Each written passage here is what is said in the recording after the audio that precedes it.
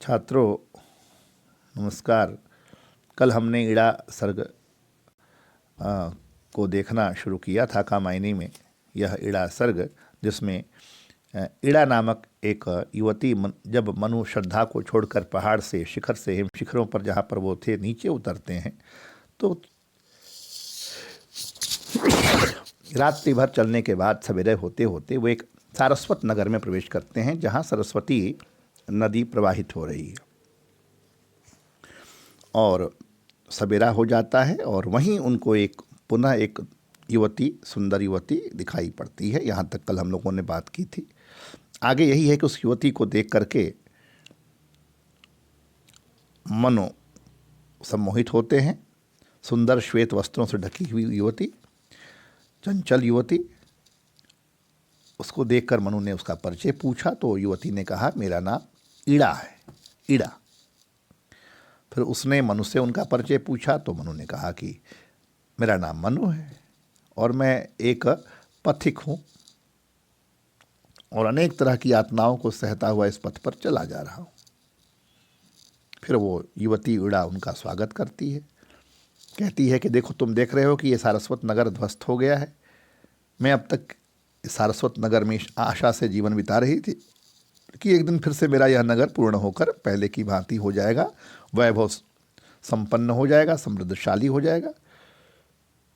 तो मनु कहते हैं कि मैं भी इसी कारण यहाँ आया हूँ कि कोई मुझे जीवन की वास्तविकता और उसके महत्व से अवगत कराए। इसलिए तुम मुझे बताओ कि मैं क्या करूँ और किस प्रकार भविष्य को सुखमय बनाकर संसार के भय से मुक्त होने का प्रयास करूँ। तो सृष्टिकर्ता जो है उसने सृष्टि का निर्माण संसार के प्राणियों को भयभीत या आतंकित करने के हेतु थोड़े किया है। मैं तो यह भी नहीं जानता कि इस समय संसार का स्वामी कौन है, राजा कौन है, कैसा है, निर्दयी है, दयालु है ना, वह कैसा, यह सुन। तो मनु कहते हैं कि मैंने सुना है कि इस नीले आकाश से ऊपर भी कोई प्रकाश लोक है और वहाँ कोई परमात्मा है जो सृष्टि का निर्माण करता है। तो क्या वह मेरी सहायता करके मेरे इस अभाव से परिपूर्ण जो जीवन है, जो पराजित जीवन है, उसको स्वतंत्रता दे सकता है, उसको सुख दे सकता है? क्या मुझे उस समग्र दुखों और मेरे कष्टों अभाव से छुटकारा दिला सकता है?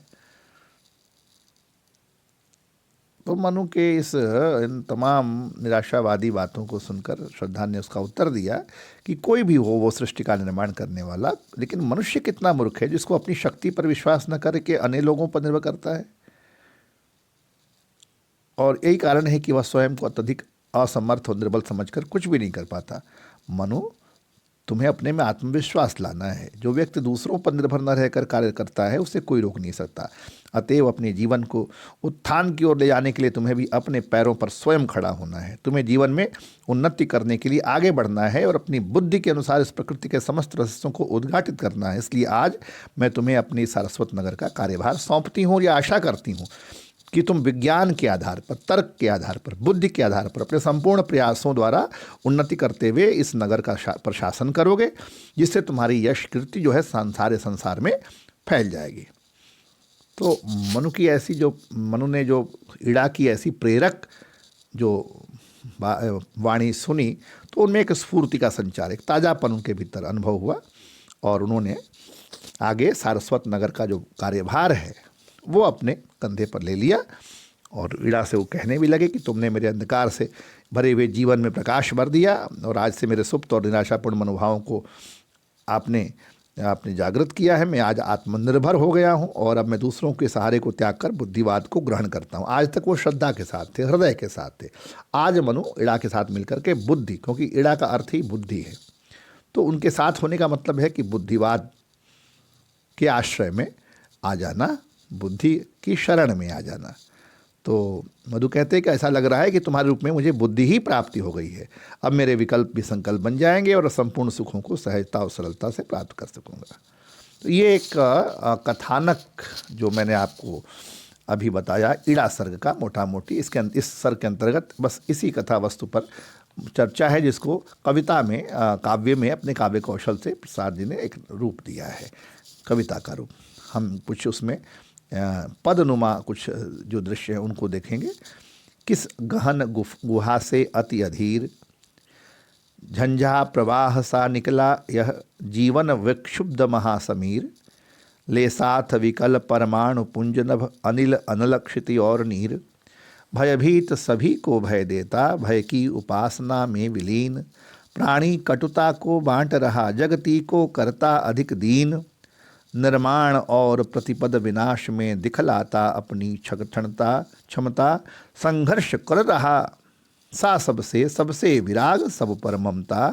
अस्तित्व चिरंतन धनु से कब यह छूट पड़ा है विषम तीर, किस लक्ष्य भेद को शून्य वीर, किस गहन गुहा से अति अधीर। तो अब इसकी व्याख्या देखें हम। झंझा प्रवाह सा निकला यह जीवन विक्षुब्ध महासमीर।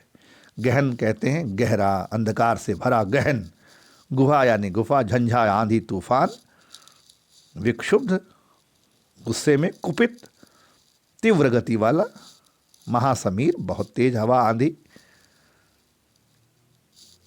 ले साथ विकल परमाणु पुंज, अणु परमाणुओं का समूह परमाणु पुंज, नभ आकाश, अनिल वायु हवा, अनल आग क्षिति धरती नीर जल।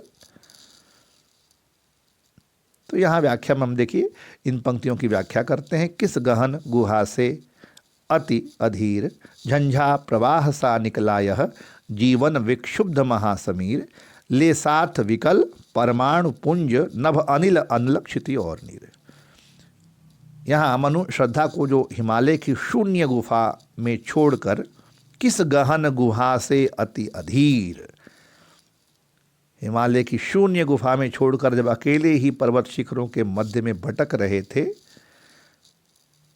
तब वे अपने दुखमय जीवन की तुलना झंझावात से करते हुए कहते हैं कि जैसे भयंकर आंधी, भीषण आंधी अथवा तूफान की तेज हवा का प्रवाह अत्यधिक अधीर होकर किसी गहन और अंधकारमयी गुफा से निकलकर किसी अज्ञात स्थान की ओर बढ़ता हुआ सदृष्टिगोचर होता है, वैसे ही मेरा दुखित तथा क्षोभ से भरा हुआ जीवन भी हिमालय की गहन गुफा से आज अज्ञात स्थान की ओर, किसी अज्ञात स्थान की ओर निकल पड़ा है।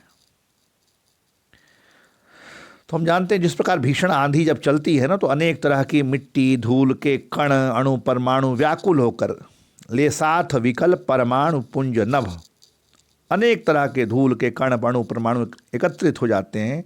मनु कहते हैं उसी प्रकार मेरे इस व्यथित जीवन में भी आकाश, पवन, धरती तथा जल के परमाणुओं का समूह अत्यधिक आकुलता के साथ मिला हुआ है।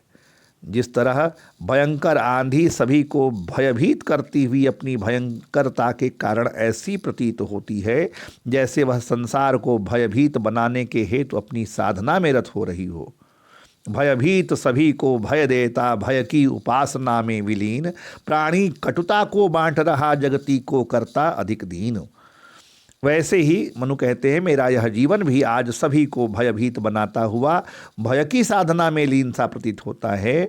जिस प्रकार आंधी वृक्षों को उखाड़ कर और गृहों की छत तथा छप्परों को उड़ाकर प्राणियों के जीवन में कटुता और कठिनाइयाँ उत्पन्न कर देती है और संसार को अत्यधिक असहाय तथा विवश बना देती है, उसी प्रकार निर्माण और प्रतिपद विनाश में दिखलाता अपनी क्षमता, संघर्ष कर रहा सा तब सबसे सबसे विराग सब पर ममता।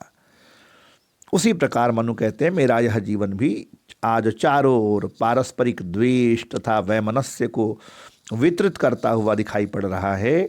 मनु कहते हैं कि मैंने अपने जीवन से श्रद्धा का परित्याग करके अपने इस तुच्छ से संसार को भी अत्यधिक अनाथ तथा विवशता से भरा हुआ बना लिया है। जिस प्रकार आंधी का तीव्र प्रवाह रेगिस्तान की बालू और अन्य उपजाऊ मिट्टी के कणों को खेतों में इधर उधर फैलाता हुआ और सागर, सरोवर, नदी आदि में लहरें पैदा करता हुआ जहाँ निर्माण का कार्य करता है, वहाँ वह वृक्षों को उखाड़कर, गृह की छतों तथा छप्परों को उड़ाकर और दूसरी वस्तुओं को इधर से उधर फेंक कर नष्ट भ्रष्ट करता हुआ ध्वंस का कार्य भी करता है, वैसे ही मेरे इस जीवन में भी निर्माण तथा विनाश करने की शक्ति अपार मात्रा में भरी हुई है, क्योंकि श्रद्धा से मिलकर गृहस्थ जीवन की आवश्यक वस्तुओं या सामग्रियों को एकत्रित करते हुए मैंने निर्माण का कार्य किया था और अब उस सुखद गृहस्थी को छोड़कर विनाश का कार्य भी किया है। इसके अतिरिक्त जिस प्रकार आंधी की तीव्र हवा संसार के हर पदार्थ से संघर्ष या द्वंद्व करती हुई आगे बढ़ती जाती है, संघर्ष कर रहा सा सबसे विराग सब पर ममता, अस्तित्व चिरंतन धनु से कब यह छूट पड़ा है विषम तीर, किस लक्ष्य भेद को शून्य वीर। तो और इस सृष्टि के समग्र पदार्थों से आंधी की जो तीव्र हवा हर पदार्थ से संघर्ष करती है, आगे बढ़ती है, सृष्टि के समग्र पदार्थों से उदासीन व निराश रहती है और सबसे स्नेह भी रखती है, उसी प्रकार मनु कहते हैं मेरा यह जीवन भी लगातार संघर्ष करता चला रहा है। उसकी दृष्टि में भी आज संसार के समस्त पदार्थ एक समान है। वह भी आज सबसे उदासीन अवस्था में है। वह सबसे प्रेम भी करता है, क्योंकि अब न उसका कोई विशेष प्रिय पात्र है और न किसी से उसमें विशेष द्वेष की भावना ही है। जिस प्रकार किसी उद्देश्य या लक्ष्य को भेदने के हेतु धनुष से कोई तीर छूटकर आकाश को चीरता हुआ आगे बढ़ता है, उसी प्रकार मेरा यह शाश्वत जीवन भी न जाने किस लक्ष्य को पूर्ण करने के लिए आज निकल पड़ा है और न जाने कब से इस संसार की शून्यता को पार करता हुआ आगे की ओर अग्रसर होता हुआ बढ़ता जा रहा है। इन पंक्तियों में प्रसाद जी ने तीव्र झंझावात का हृदय स्पर्शी एवं मार्मिक बिंब प्रस्तुत करके मानव जीवन का सशक्त एवं जीवंत चित्र अंकित किया है। इसके अतिरिक्त उन्होंने यह भी बताया है कि आज का पथभ्रष्ट मानव भी सुख को प्राप्त करने के लिए आंधी की भांति तीव्र वेग से दौड़ रहा है, परंतु वह अभी तक छूटे हुए तीर की भांति इधर उधर भटक रहा है और अपने लक्ष्य पर पहुंचने में असमर्थ है। इसलिए धनुष तथा तीर का बिंब भी अत्यधिक सार्थक और अनुकूल है।